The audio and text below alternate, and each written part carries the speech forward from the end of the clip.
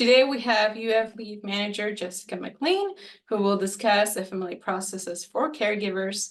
As she goes through the information on her PowerPoint, you are welcome to type your questions in the chat. We will answer your questions at the end of the presentation. Jessica, floor is yours. Hi. Okay, so you might see I have subtitles turned on, so some, random things, mostly it tracks what we're saying pretty accurately. Sometimes it does not.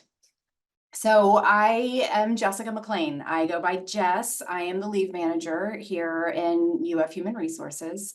And I'm really genuinely honored to be here with you today to talk about FMLA at UF, specifically as it pertains to caregivers. A subject is extremely personal to me because I, at one point in my life, was a full-time caregiver for my husband, who at a very young age was diagnosed with stage 4 Hodgkin's lymphoma.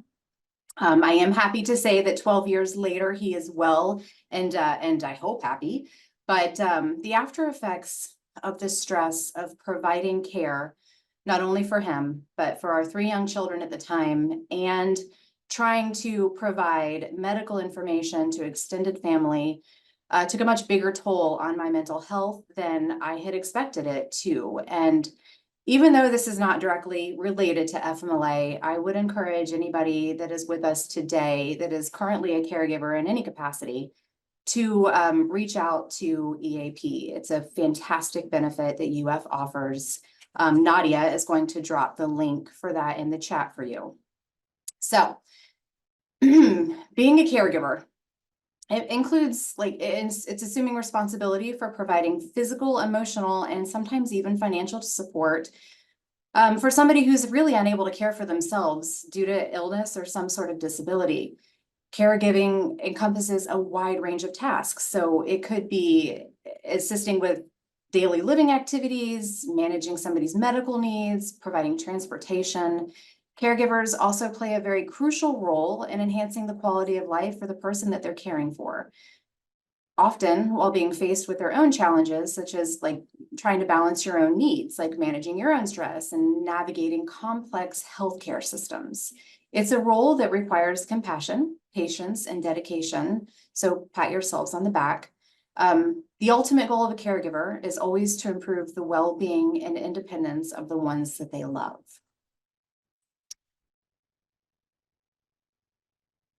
Okay, so I do want to be clear. I am not a lawyer. This presentation is intended to provide some general information about FMLA and how we can utilize it at UF to support our caregivers. Keep in mind that every situation is different and our office evaluates each case individually.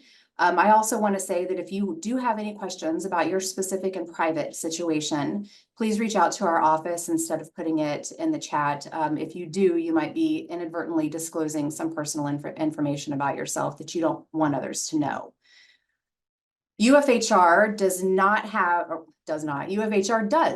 have an FMLA specific website, but I would encourage each of you also to visit the Department of Labor's website. This little graphic that you see on the screen shows that they have a robust frequently asked questions page. There is an interpretive guidance. There are laws and regulations. The fact sheets are amazing. I mean, pretty much every situation that you can think of, they outline there.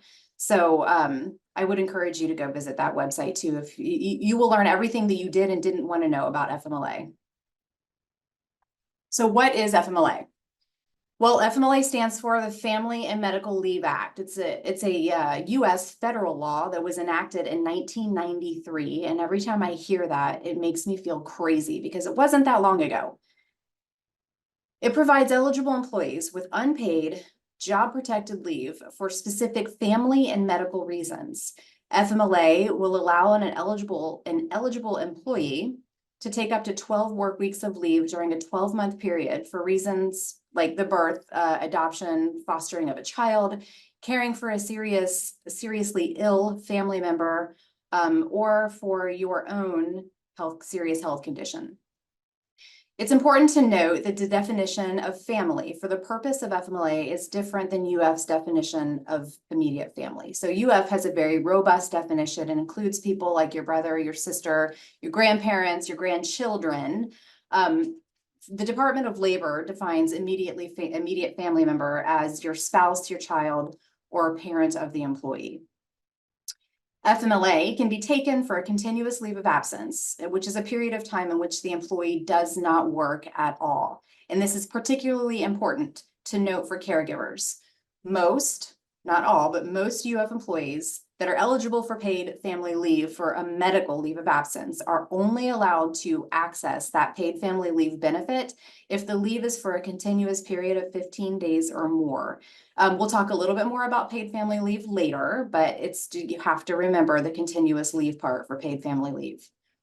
FMLA does not have to be taken continuously though. An employee can also request a reduced work schedule, which generally refers to a situation where an employee works fewer hours per day or fewer days per week than their usual full-time schedule. Reduced work schedule is planned and it's a consistent schedule change. We also offer sporadic, so what we call sporadic leave. You will probably see it referred to as intermittent here and there. Sporadic leave allows for unplanned absences. What's the FMLA entitlement? 12 work weeks. 12 work weeks does not necessarily mean 480 hours though. If your FMLA entitlement is prorated to your FTE, so if your FTE is 0.75, your FMLA entitlement would be 360 hours. Even though 360 is different than 480, it is still 12 work weeks. UF's FMLA entitlement period is based on a 12-month rolling calendar. So when our office looks at an employee record to determine if an employee has met the eligibility criteria for FMLA, or if that particular employee has exhausted their FMLA entitlement, we look back over the previous 12 months. To be eligible for FMLA, an employee must work for a covered employer, and typically that's a private sector employer with 50 or more employees and public agencies, which we are. They also have to have worked for the employer for at least 12 months, and that 12-month period does not need to be consecutive. So if an employee worked for UF and then left and then came back again, their possibility would exist that they might be eligible for FMLA because they've maybe met that one criteria. They also have to have worked 1,250 hours during the 12 months preceding the start of the FMLA leave. That does not include sick time, vacation time, administrative leave, holidays, December personal leave, any leave without pay. The 1,250 hours must be worked time. And additionally, FMLA requires employers we as your employer must maintain your health benefits while you're on FMLA. That means that we have to continue to pay our portion. Sometimes the employee has to pay their portion. It depends on whether or not you have enough leave to cover your time away, but you can rest assured that UF is responsible for keeping up our end of that bargain. So what do we mean by protection? FMLA related absences cannot be counted against an employee when being considered for promotional opportunities or pay increases. Additionally, we cannot discipline an employee for excessive absences as long as the absences related to the FMLA qualifying event and the employee is not outside of the frequency and duration of their leave.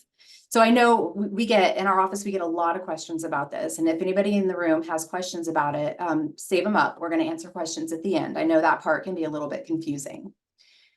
It also means that when an employee returns to work, usually after some kind of a continuous leave of absence, they have to be returned to the same job or a nearly identical job. And this is inclusive of pay, authority, and responsibilities. And then just as an FYI, an employee can have more than one qualifying reason for FMLA, which would qualify you for more than one case at a time. However, your maximum entitlement per year is the same. So you don't get 480 hours per case, it's 480 hours per year, no matter how many different FMLA qualifying cases you have. Okay, so this slide absolutely violates every rule there is for professional presentations. There are way too many words, but it's really important that you recognize when FMLA is appropriate. So as we talked about earlier, a caregiver would utilize FMLA to provide care for an immediate family member, which again includes the employee's spouse, parent, or child. In some circumstances, FMLA can be applied to someone who stood in loco parentis, which is fun to say, to the employee when the employee was a child. So standing in loco parentis means a person is in the role of a parent.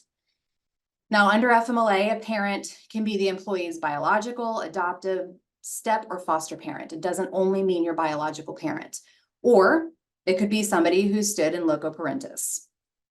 Additionally, under FMLA, a child includes an employee's biological, adopted, step, foster child, or even a legal ward, or a child to whom the employee stands in loco parentis. Serious health condition can range from anything like some sort of chronic health condition like migraines to terminal cancer. A common cold would not count as a serious health condition, and under normal circumstances, neither would the flu. However, the flu, sometimes normal colds, the flu has the ability to turn into a more serious thing that would qualify for FMLA because you were under the continuous care for a physician. So if you get the flu and you see the doctor and the doctor says, go home and drink some, get some fluids and get some rest, that would not qualify. But if you had the flu and the physician said, hey, you need to take this medicine, I want to evaluate you again in 2 days, that would be FMLA qualifying. For FMLA, UF requires that employees obtain a medical certification for the serious health condition. For yourself, if it's for you, but for caregivers, we have a specific one for family members. We're going to talk a little bit more about medical certifications in a little while, a little bit more in depth. UF Central Leave, we will provide you with a blank one. So when you ask for your FMLA entitlement, we provide you with the documentation that you need to give to your doctor. Okay, so I hope by this point I've explained what FMLA is, who is entitled to it, and what the eligibility criteria are. And now we want to talk a little bit about the employee's responsibility in the process. So, what are your responsibilities as an employee? Part of your responsibilities is that you must inform us, UF Central Leave, that you are requesting the FMLA entitlement at least 30 days in advance of the first date of leave when possible. So if you know as a caregiver that your loved one is having surgery, try to let us know 30 days in advance. We are 100% aware that emergency situations arise where that is not going to be possible, but just let us know as soon as you possibly can. So how do you let us know? Well, to request FMLA, you will submit an electronic request by completing the extended leave of absence request form, and Nadia is going to drop the chat to our extended leave website page into the chat. So we will receive your request and determine if we think you're eligible based on your employment information. We then provide you with a blank medical certification, and we ask that you return that to us within 15 days of you having received it. We know that doesn't always happen. We always give a little bit of grace for this. Once you submit the medical certification, we review the content and we make the FMLA designation. Provided that we have everything we need, we will complete what we call an extended leave of absence form, and it also has your FMLA designation notice and your rights and responsibilities attached to it. If anybody's been through this process before, they know it's like 4 pages worth of documents. We send it to the employee themselves, and we send it to the HR administrator that we have on record for that particular unit, and then the employee and the HR administrator work together to get that document signed. Some leaves of absence, which would include continuous and reduced work schedules, require an employee to be put on an official leave of absence in the MyUFL system. So your department HR will take care of that. Your HR administrator, sometimes it's the payroll, but your department knows who does that for you. That's not something that the employee has to worry about themselves. So I'm not going to talk a lot about time entry on leave because this is not a payroll presentation, but I will say, if you are on a continuous leave of absence or on a reduced work schedule and we place you on an official leave of absence in MyUFL, as a non-exempt employee, somebody who would enter your time in the punch time sheet anyway, it doesn't really affect you negatively because you're used to entering your own time. But for the employees who are exempt level people, whose time generally loads for them on their own automatically, your time will no longer load for you. So it's really important that you have a conversation with your HR administrator and ask them, are you responsible for entering your time, or will somebody be doing that for you? Because if your time is not entered, you will not be paid. And nobody wants to not be paid. So down off that soapbox. Once you have an FMLA approved leave of absence, and you're going to call in to work. So you're not, something has happened, you have a chronic illness, it's flared up. You would call in and say, you know, that this leave is due to an FMLA protected condition. And that's what you have to say to your employer. But please make sure that you refer to your department's specific call-in processes and policies, because you do still need to follow that. And then let's see. We're gonna talk about medical certifications, because these are the most fun. So for FMLA, UF requires employees to attain a medical certification of a serious health condition. The medical certification must include the following information. So the Department of Labor says, if we're going to do this, it has to have the contact information for the certifying healthcare provider. It has to have the date the serious healthcare condition began and how long it will last. And we call that, you know, sort of duration of the time. It has to have appropriate medical facts about the condition, such as symptoms, hospitalization, doctor's visits. For leave if it's for your own personal health condition, information showing that the employee cannot perform the essential functions of the job.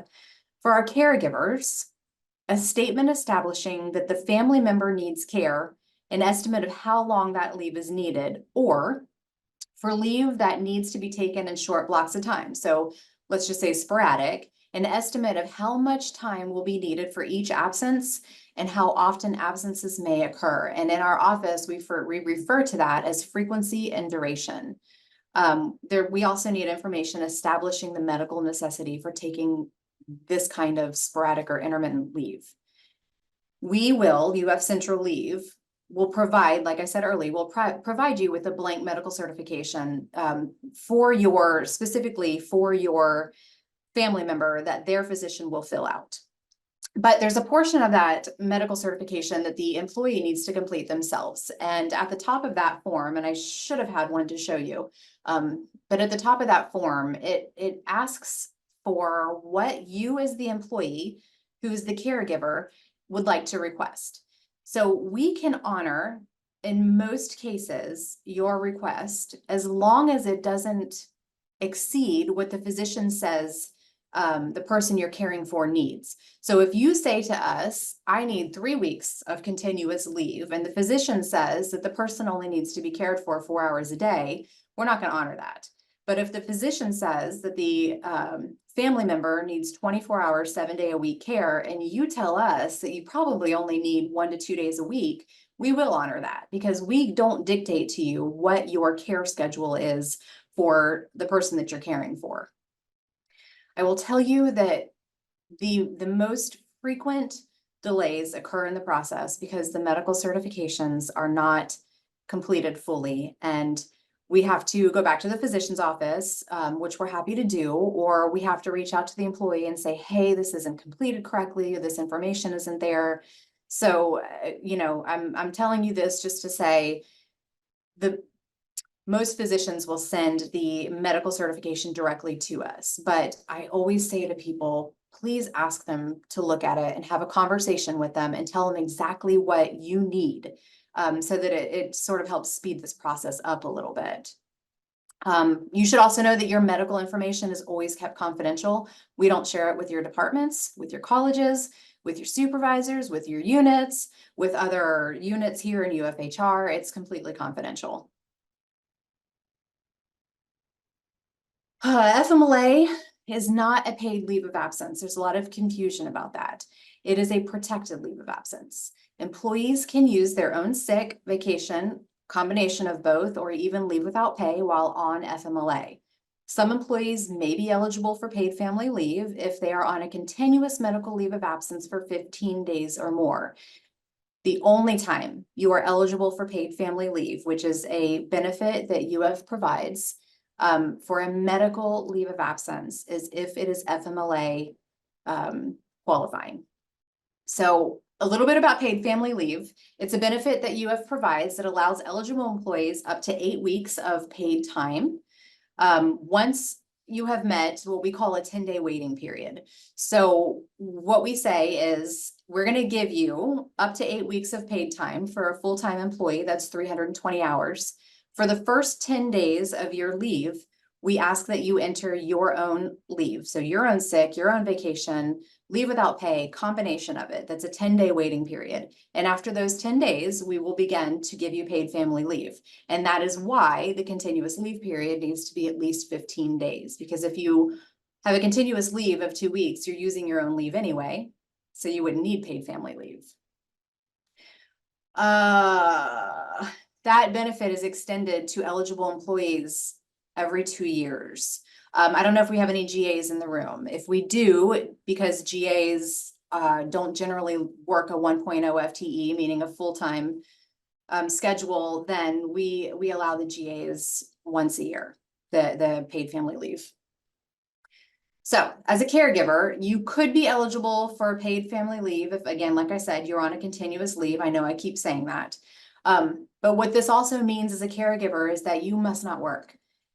If you work during your leave and we have granted during your continuous leave and we have granted you paid family leave hours, we could require you to pay them back. So what we find a lot is that employees say, I need to be on leave for 12 weeks to care for this person. And then they'll log in remotely and work a little bit every day. And we can't, that's not what the intention of paid family leave is for. So if you are on a continuous leave and you find that you want to alter that to make it a reduced work schedule, that you're able to work a little bit, it's totally fine. You can do that because you're caring for somebody else. If it was your medical leave, we would be like, nope, sorry. If you're on a continuous leave, you need to provide us medical documentation that says that you can come back. But if you're providing care for somebody else and you want to alter your continuous schedule to a reduced work schedule or sporadic, it's no big deal. We can do that. We just can't give you paid family leave for those hours, only for the continuous portion. There are specific time reporting codes that must be used for your FMLA related absences. If you think of your FMLA entitlement as a bank account and you start with the maximum amount, and I'm just going to use 480, every hour that you enter into your timesheet that you are away as a result of this FMLA qualifying event needs to be entered with an FMLA time reporting code. And that is because the 480, we have to start deducting the hours from there. So 480 minus 8 minus 8 minus 8, or however many hours that you enter for that. And that is the only way that we can track how much FMLA entitlement you have left. As I mentioned before, an FMLA extended leave of absence does not have to be continuous. We're going to talk just a little bit more about reduced work schedules next. All right, so what kind of documentation is required for FMLA? As the employee, you're required to provide a completed medical certification. We also, and it's not on this slide, but it's not required, but we really prefer if you complete that extended leave of absence form. If for some reason you're not able to complete it on your own, it is built so that somebody can complete it for you. UF Central Leave will provide the extended leave of absence form, which we affectionately in this office term ELOA. And then we will also provide the FMLA designation notice and your rights and responsibilities. Our office will complete all of those forms. And like I said earlier, we send them out to the employee and to the department where you will coordinate having those documents signed. We do reserve the right, UF Central Leave in the University of Florida, to request a second medical opinion or updated medical information if it's necessary in order for us to make that FMLA designation. Okay, so I've talked already a little bit about what the employer is responsible for, and we'll talk a little bit more about that. UF has an FMLA policy. Nadia is going to drop the link into the chat for you so that you can go and review that yourselves. We keep your FMLA related information confidential. I said that already, but it's important to know that that's a requirement. Again, we are responsible for creating the appropriate documentation for you.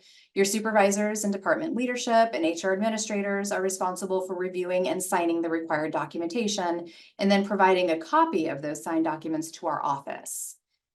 So we must approve your FMLA qualifying events unless your entitlement has been exhausted within the last 12 months.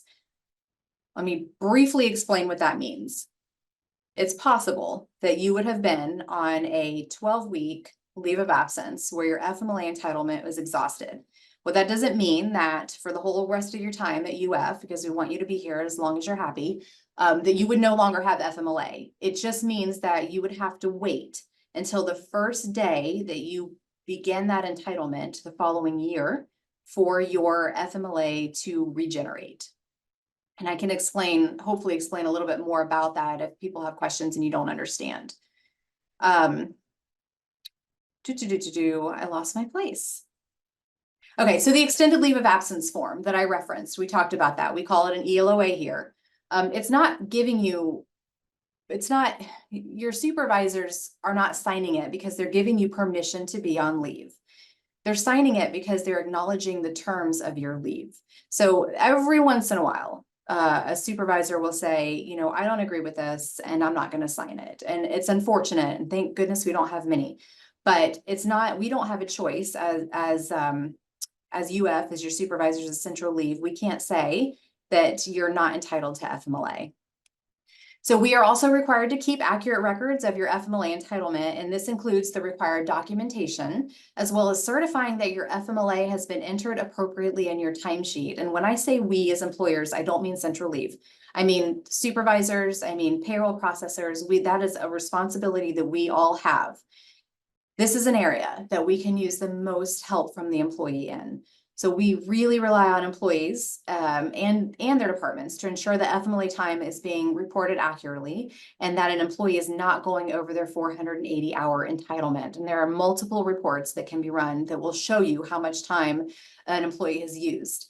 Additionally, UF has created an FMLA calculator that can be accessed by the employee through my self-service. It can be accessed by your supervisor through, I believe it's management, and then it also can be accessed by HR administrators. And there is a source out there that will show you how exactly to get to this FMLA calculator. You can track how many hours you have used as long as your time is entered correctly. If your time's not entered correctly, then you're not going to be able to accurately track the hours. All right, so what are we not allowed to do? We can't require that you take more leave than is medically necessary. We also cannot require you to accept modified duties rather than take your leave. So for example, if you're on a reduced work schedule while recovering from surgery, let's say that your physician has stated that you can work 1 hour a day. We can't compel you to take the full day off. We can't say, well, 1 hour a day is not useful to us. You just need to take the entire day off. Additionally, if you're on a sporadic leave because you suffer from a chronic illness such as migraines, we cannot ask you to come in on a day that you have requested FMLA leave, even if we really, really need you, even if we promise to give you a dark room and say all you have to do is answer phones, you don't have to look at a computer screen. We're not allowed to do that. So if you have any questions about this or feel like your rights as an employee have been violated, I would encourage you to contact our office immediately. And then finally, here's our additional resources for FMLA. It says university benefits. It's really the information for UF Central Leave. The phone number there, 392-2477, dial 1. 1 is the leave option. There's the Department of Labor website. This Department of Labor employee guide is excellent. And you can, search and find any kind of keyword in there. Then there's our UF FMLA website and the UF Extended Leave of Absence website, and the form is also included on that page. If you don't know this already, our websites have been updated. I feel like, I would love to hear your feedback on that. I think that they've done a really good job making the information a little more clear, a little more concise, and hopefully easier to find once we all get used to the navigation. So I'm gonna stop sharing my screen now. I haven't been able to see anybody the entire time that I've been talking. I'm thirsty. And does anybody have questions? Oh, there's lots of questions in the chat. Well, Jess, I feel like we answered a lot, but I would like you just to the group, because I think it's good. If somebody is on a current FMLA for a caregiver, so I am doing it for my mom and I'm doing sporadic, but now my mother has gotten way worse and I need to switch that to continuous. What documentation to have them submit? To change that from a sporadic to continuous. Okay, so if somebody is on a continuous leave or on a sporadic leave because they're taking care of a family member and something in that family member's health changes and they need to change it to continuous, what do? We would like a medical certification, an updated medical certification for this person. In circumstances, we can also accept a signed doctor's note on letterhead that clearly describes that a person that the person that you're caring for is incapacitated and needs full-time care. So what we can't accept is a doctor's note that says, hey, this person, you know, needs to change their leave to continuous or whatever. We have to see that it meets the requirements for a serious health condition. And then somebody said, can you request a remote work location to care for a parent? And I said that you can, but that would be subject to the department to approve it. It is. So we as UF Central Leave cannot dictate remote work schedules like that. It wouldn't be fair for us to say, and we've had it happen several times where a physician will say, this employee cannot, you know, this employee needs to work remotely as part of their FMLA. But that is, so it's remote work is not an FMLA designation. It's up to the department and whether or not they can accommodate that request. Well, I'm just going to use a random example. Random example is you broke your leg, you have surgery on your leg, you can't drive. Nobody's available to drive you, can't take a bus, there's no way for you to get to work. If you cannot drive and you are required to be on campus for your job, then that time that you are not able to work remotely would be a continuous leave. So it would be 8 hours that you are not working, that you are using your own leave or paid family leave. And then this is another good one. Do you still earn and you said PTO, or we never went to PTO, so I'm gonna say vacation or sick while you're in leave, if you would answer that question, please. Yeah, so the answer is yes and no. Yes, you do. So you earn your normal, whatever your normal accrual is based on your salary plan or the type of employee you are, as long as you're in paid status. So for me, if I'm just a normal employee and I work 40 hours a week, it's 80 hours biweekly. If I get paid all 80 hours and paid all 80 hours, then I would earn my normal leave. If for some reason I didn't enter a day of leave, or let's say I didn't enter a week of my time, if I didn't enter a week of my time, I would only earn half as much as I normally would. And that's the same way while you're on leave. So if you enter all 80 hours of paid time, no leave without pay, you will earn your normal accruals.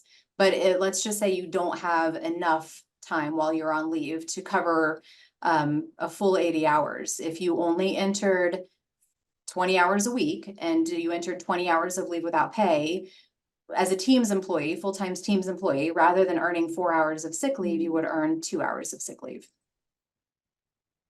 You also earn leave on paid family leave. So if for some reason you have paid family leave, or all the time that you entered as sick, or all the time you entered as vacation, you earn leave on that time as if it was regular work time. And then we had another one, somebody mentioned, yes, if somebody has a loved one going into hospice, as long as the person falls under the category of who can complete the medical certification, Jessica and her team would accept it. It doesn't have to be an MD there. What are the ones, Jessica, who can complete a med cert? The Department of Labor has a huge list of what is considered. I'm trying to, let me see if I can just get out here real quick and look, but it's really easy. Just Google definition of healthcare provider. I'm sorry, I don't have it memorized. No problem. And then Julia had a great one. Can you use the sick leave pool to get the 10 days? Yes. So if you do not have enough vacation or six, or your balances are exhausted, you could apply if you are a member of the sick leave pool to get those 80 hours. And I'm sorry, I have a gnat in my office, so I'm doing this. Those 80 hours, you could apply to the sick leave pool to get those 80 hours.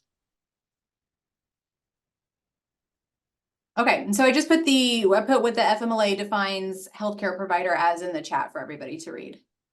And then Georgie, this one I'm not quite sure. I don't know if you want to take yourself off mute real quick. How about childcare? Who will fill out the form for school meetings?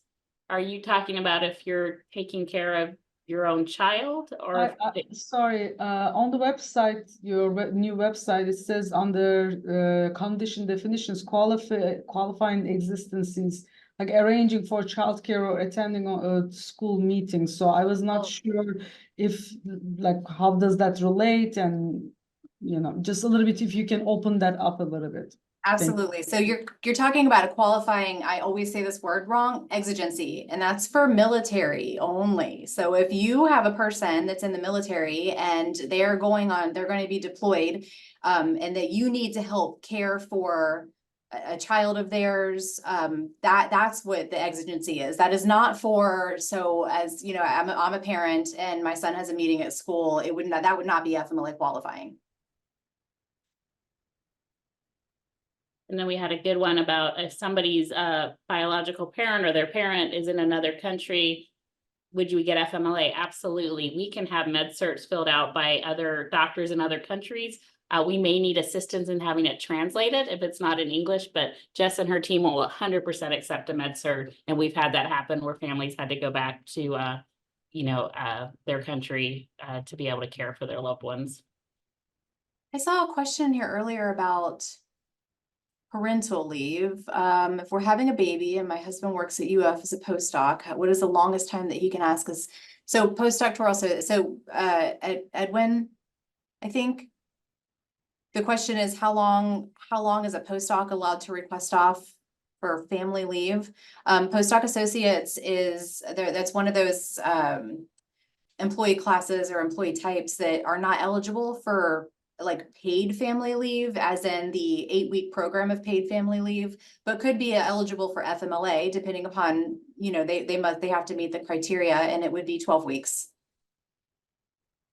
And then somebody asked about the sick leave pool, so I'm going to put in the link right now of where you can find out information about the sick leave pool and what's covered and everything. Thanks, Nadia. No problem. All right, anybody else? Does anybody want to unmute themselves? I'm sure that there are questions that we missed. There is one in the Q&A. If I have not reached 1-year employment with UF, but have a parent with Alzheimer's and already have FMLA packet completed, a time for sporadic care, can I submit that prior to my 1 year of employment? Well, yeah, so absolutely, fill out the electronic extended leave of absence form. We're going to look at your situation and say, oh, okay, well, this person doesn't meet it now, but they meet it in 3 days. Or, maybe if you've met the 1,250 hours, I would always encourage you to complete that form. You can, of course, submit the documentation. UF allows for some medical leaves of absence that are not FMLA qualifying. It's contingent upon departmental approval. It sounds like you're very, very close. So we would probably look at that situation. I cannot say definitively that we would provide you an FMLA designation notice until you actually meet those requirements, but there's no harm in submitting the request ahead of your 1 year.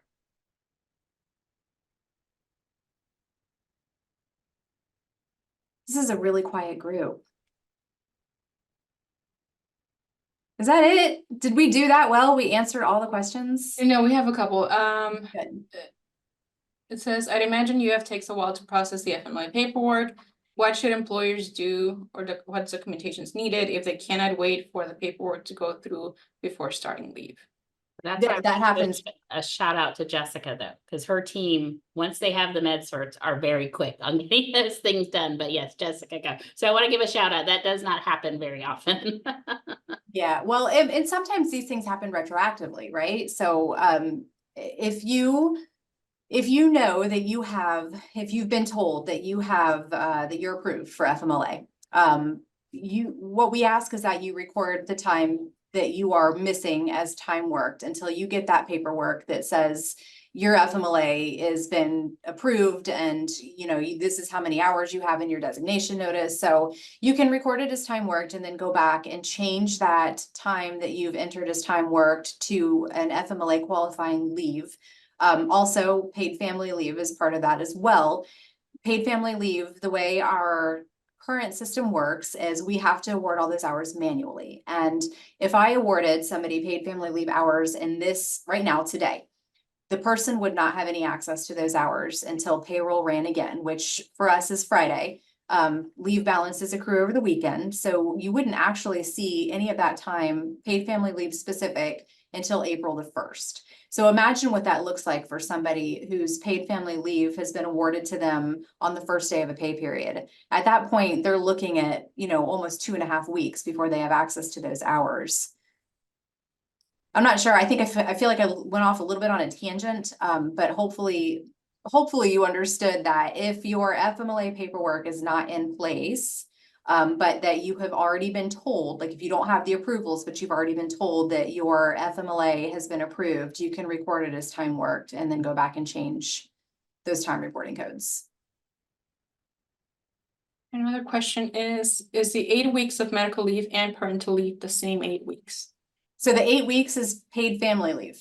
That's it, period. And it has been called paid medical leave and it has been called paid parental leave. And we are doing our best to change that because it's confusing and people think that there's 2 separate 8-week buckets, but it's not, it's the same. So there is 8 weeks. If you're eligible for paid family leave, it's 8 weeks every 2 years. And here's a question that just popped up too, for sporadic leave. So, and this is a pain point for Jessica, as we've seen. Do I have to use FMLA if I just have a few appointments for my child? All right, so let me climb back up on the soapbox again. We want our employees to feel protected. It's important, right? You have to feel like your job is not in jeopardy if you're taking your child to the doctor, but taking your child to the doctor or your parent or your sister or your brother or your grandchild or your grandparent is actually covered under sick leave. So if you have a doctor's appointment, something that normally happens, you can just ask your employee or your employer, say to your supervisor, I have this medical appointment coming up, and use your sick leave for that. But we understand that employees sometimes feel like they need to have that time for whatever reason, protected. If that is the case and you feel like you can't take your child or your parent, or your spouse to a normal medical appointment, I would just encourage you to, reach out to our office and talk to us about that. We're not employer relations, but we can ask employer relations what their take on that situation is. Now, if you are having to take your child to a physician once a week or, 4 or 5 times a month, I think that's a different story. The question was, what chronic condition do we have to get FMLA or can we use sick leave? The list of chronic conditions is long, it's extensive. But if it's just a normal appointment or if your child goes to school and they've picked up some virus, that wouldn't necessarily be FMLA. Good. We have, what if you don't have 10 days of sick or vacation time to use for the paid family leave option, but qualify for the other rules? Can you take unpaid and still qualify? Can you read that again, please? Yeah. What if you don't have 10 days of sick or vacation time to use for the paid family leave option, but you qualify for the other rules that you mentioned at the start? Can you still take unpaid and still qualify for FMLA? If you qualify for FMLA and also qualify for paid family leave because your absence is continuous and longer, 15 days or more, the first 10 days if you're all 100% totally out of your leave, like Nadia said earlier, and you are a member of the sick leave pool, and I'll give a little shout out to the sick leave pool in a minute. You can apply for 80 hours of sick leave pool time to cover those 10, or you can just take the entire 10 days, however much it is. I'm going to assume you're a full-time employee. You can just take those entire 80 hours as leave without pay. As long as you've met that 10-day entitlement waiting period, then you would still be eligible for the paid family leave to begin on the 11th day. Did that answer the question? I think so. When using the 380 hours of family leave while you're working under FMLA, the 380 count against the 480 FMLA max? Yeah, so they run concurrently. So it's going to be 320 hours. That's the most that you're going to get. That's 8 weeks for a full-time employee. And that runs concurrently with FMLA. So as you know, the paid family leave has 2 different time reporting codes. And we talked about like the importance of using the right time reporting code so that the entitlement period is being tracked correctly. So you would use, like, for paid family leave, for in your case, it would have to be the time reporting code, which is like FFL, it's Frank Lloyd. Yes, it runs concurrently. So as you're entering those 320 hours of paid family leave that are FMLA qualifying, it's going to subtract 320 hours from your entitlement period. If the FMLA paperwork you already have is for sporadic leave to care for a parent who is not allowed to be left alone, and the department had approved remote work, then later the department takes all the remote work away, would you have to just take the day off when you need to care for the parent? Yeah, so you do, because FMLA does not dictate remote work. If it's a remote work is an accommodation that is made by your department, and I'll actually go a step further and be unpopular and say remote work is not an entitlement, it's a privilege. And we are all allowed to do it based on whether or not our jobs allow us to and what our supervisors and our departments allow. It frequently happens across campus that a person needs to care for a dependent, and somebody allows them to work remotely. But I will ask you to remember, when you completed that alternate work location agreement, there's a box on there that specifically states that an alternate work location is not for dependent care. And that means children. I cared for my grandfather for a very long period of time and could not work remotely as an accommodation to care for him, because it's the agreement that I signed with UF. And I know it's unpopular, and I'm sorry. Christina says, I see on the side there is a place for cash out of leave. Is this an option wall on FMLA? Only if it's December personal leave or the December leave cash out, which happens in November. So we're not going to give you a vacation leave cash out while you're still employed by UF. That happens upon separation if you're eligible for it. But if you are on FMLA or on a leave of absence and you have the leave with the minimum required balance to cash out your December leave, we would allow you to do that. Up until this year, it's been 16 hours. So I suspect, as much as we want it to be more, it'll probably continue to be 16 hours. These are really great questions. Let me see. I have FMLA for 30 days based on doctor recommendation, but recovered early and would like to return back. What's the procedure to follow? That's a great question. So the doctor says you need to be out for 4 weeks.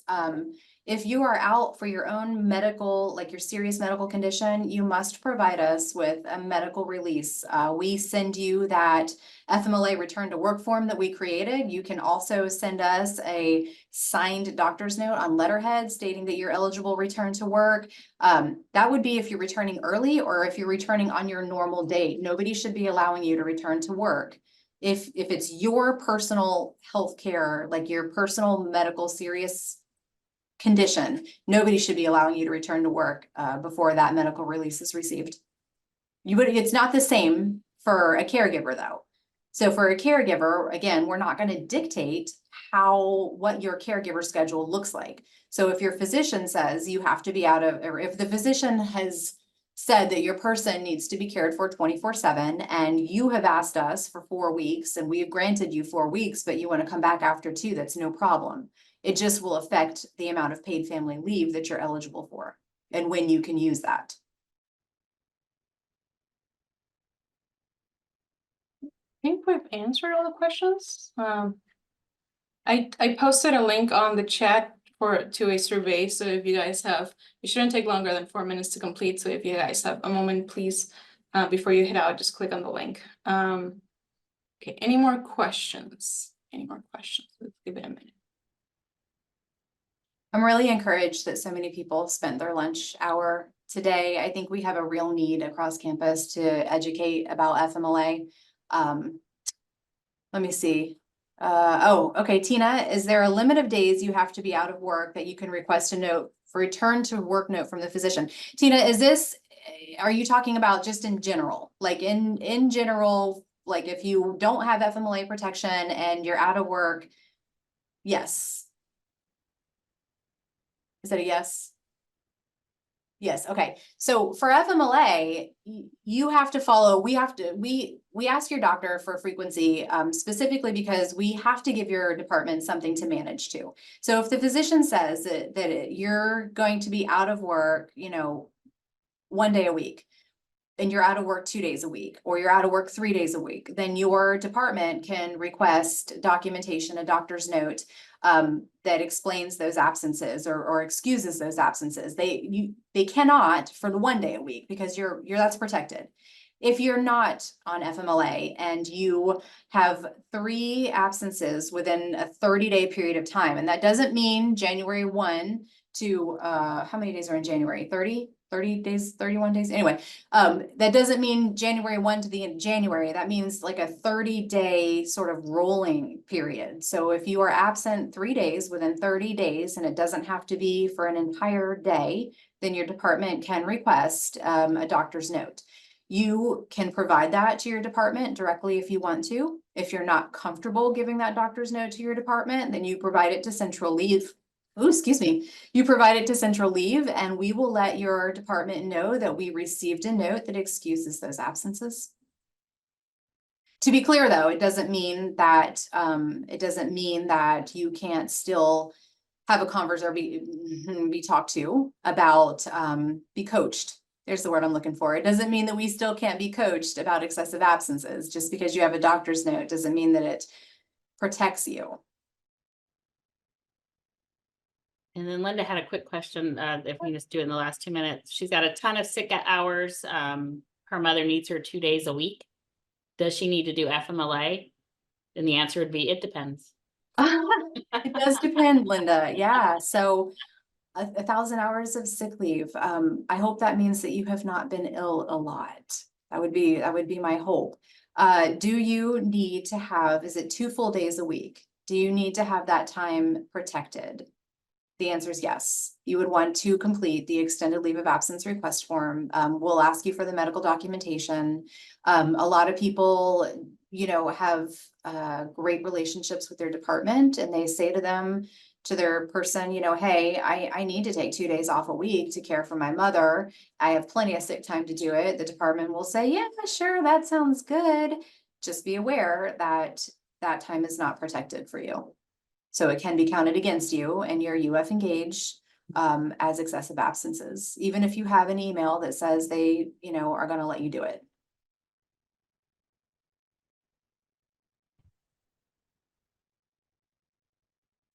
Is that it? I feel like I might have missed something. There was one more from Melanie that just came in. Following up on the previous question, what if an employee is out on workman's compensation for a work-related injury? Does the employee have to file FMLA in order to protect their job? That is an excellent question, Melanie, and one thing that I didn't even consider. So thank you for bringing that up. People on workers' compensation are not eligible for paid family leave. So let's start there. But your workers' compensation is usually automatically protected by FMLA. We work closely with the workers' comp department. So we have a good relationship with them, and they will let us know most of the time, when an extended leave of absence form needs to be completed and the person needs to be put under protected leave, we don't require the whole medical certification because all of that has been done through workers' comp already. There is if you do have a work-related injury and you do request that extended leave of absence, complete that form electronically, there is a box that you can select that says this is a work-related injury, and that also helps us to coordinate that with our workers' comp office. Okay, so we are on the hour and I think we've answered all of the questions. Thank you so much, Jessica and Nadia, for hosting this webinar. We very much appreciated. We will be uploading the recording to our YouTube channel and sharing it on our website. We'll also send out an email to everybody that joined the webinar with the survey link and the YouTube video, so you'll be able to have all that information as well. Anything else you want to add, Jessica, Nadia, anything? No, I don't. I just want to say, for the caregivers out there, thank you for what you do for other people. I don't think any of us will ever understand exactly what it means to the person that's on the receiving end of that. So I know firsthand how difficult it can be. So kudos to you all. And thanks for coming in today. Thanks for learning more about FMLA. Well, thank you, everybody, and have a good rest of your day. Bye. All right.